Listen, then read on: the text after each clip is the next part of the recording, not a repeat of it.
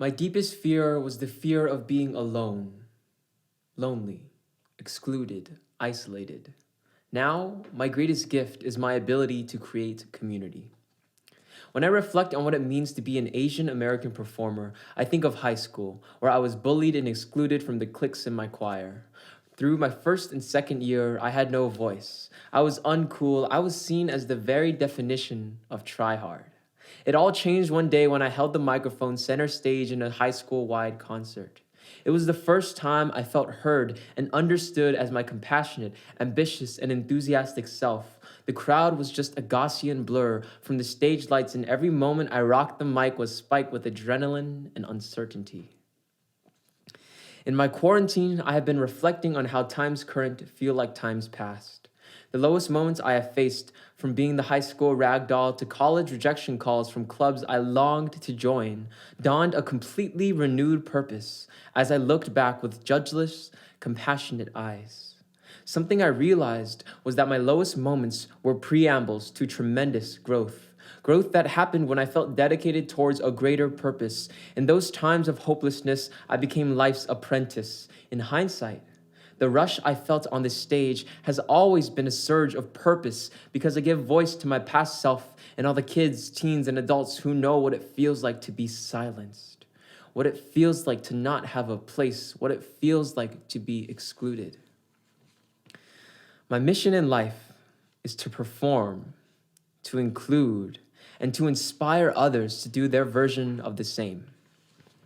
Looking at the grander state of the world, in all its opportunities and ugliness, I realized something about my Chinese Vietnamese identity.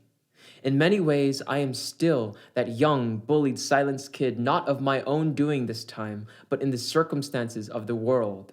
This time, though, I wasn't alone, and I wasn't the only victim. It was my mom and dad, who look like immigrants and speak their native tongues. It was my childhood friends, who walked down city streets to countless glares or catcalls. It was every Asian Pacific Islander who had lost a loved one, been attacked, or been recited to with racial slurs. I realized that many of us are unaware of how to transform for the better when we suffer. Many stifle their emotions and choose not to feel, not to love, not to be vulnerable. Many try to conceal by hiding behind material wealth or their clothes that wrap around their wounds so tightly they never get to heal. Many ignore it all and focus on their own selfish advancement while their brothers and sisters, not in blood but in heritage, suffer. I demand myself to do the opposite.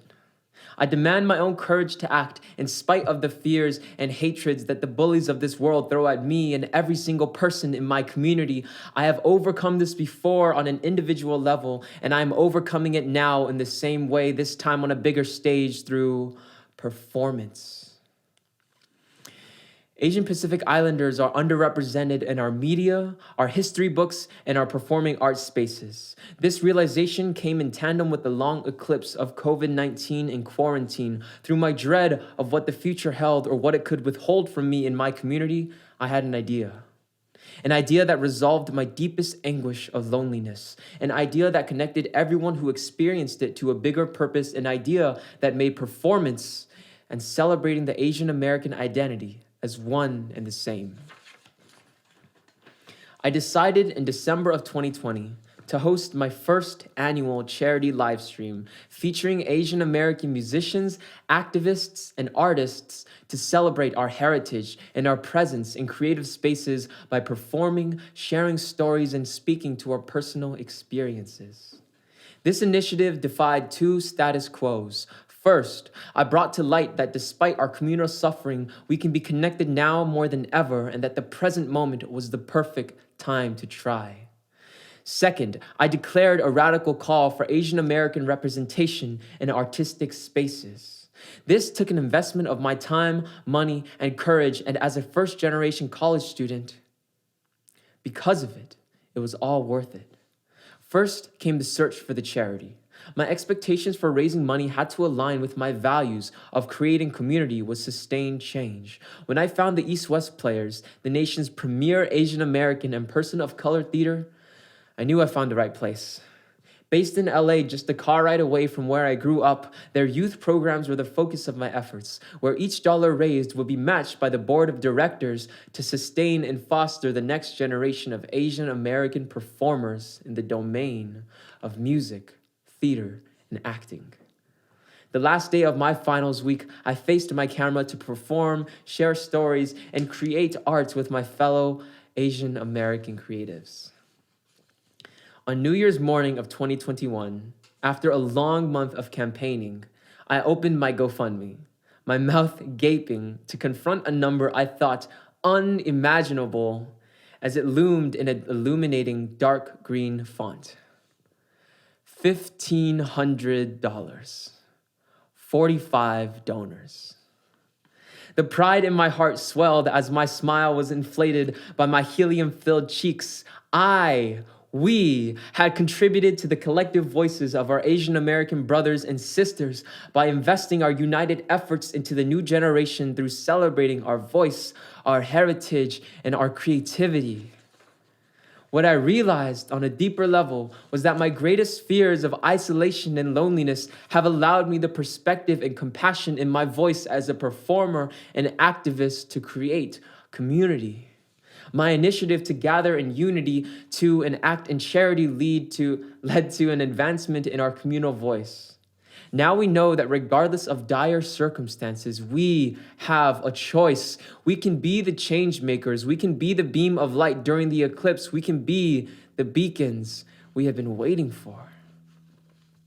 When I look at life from where we are now, April of 2021, the eclipse of quarantine breaking into a new dawn and age, I feel hope. Yet, a strain of fear, doubt, and uncertainty at the ceaseless, senseless violence still remains. I feel like I'm moments away from breaking on a stage of performance, my whole body buzzing like an electric pulse through a microphone. In these times, I believe I have a stage available to me 24 hours a day continuously where the Gaussian blur is permanently painted onto my vision, and every effort I make honors the past versions of myself and every single person whose hand has lifted me up and pushed me forward. The beauty of life is that every single adversity holds the seed of opportunity, oftentimes handfuls of seeds. Being bullied showed me that I can treat others kindly. Stifling my voice to please others made me discover the power of embracing my truth. Being alone, feeling separate and different made me reflect and realize I can be more considerate. And losing ties to my higher state of mind has made me imagine that I have the power to connect, create, and alchemize. My deepest fear was the fear of being alone, lonely, excluded, isolated. Now, my greatest gift is my ability to create community.